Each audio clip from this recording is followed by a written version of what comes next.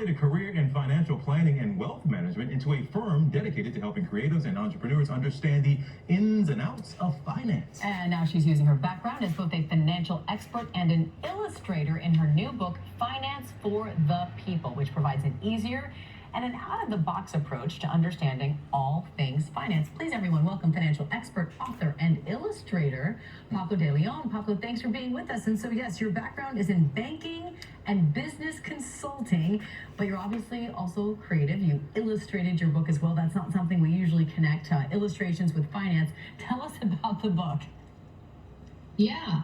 The reason why I wanted to bring illustrations into the world of money is because when you really stop and think about it, money is full of all these abstract concepts like compounding and interest. And even when you think about worth and value in general, those are very abstract. So using these illustrations, it just makes it much more concrete and easy to understand. And in fact, you have a visual way for all of us to explain how minimum payments are keeping people from reaching their financial goals.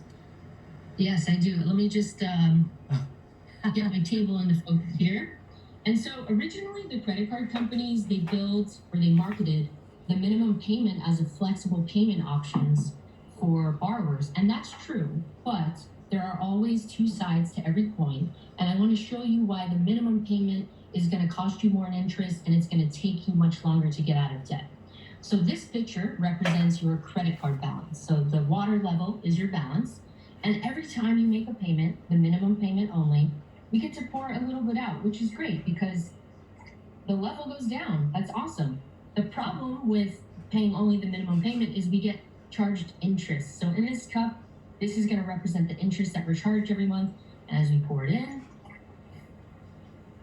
your balance rises. And that's an easy visual way to understand how the minimum payment can often take you much longer to get out of debt and cost you a lot more in the long run. Oh, this is a finance segment, but you could have gone science experiment or a cooking segment here, almost there. I love it. I love the demo. We've never had a demo, I think, in a finance segment. When we talk about finances, we talk about money, but it's also, there's a psychological aspect here that you want people to be aware of. Yes, absolutely. Of course, the dollars and the cents matter when it comes to personal finance. But the thing that I've learned through working with all sorts of folks from different wealth and income levels is that the way that we think about money influences what we believe.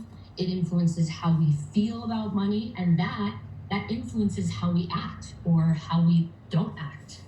And so that's something I really wanted to talk about, because if we want to change our narratives, if we want to act differently, then we have to think about how we're thinking about money. We have to examine our biases.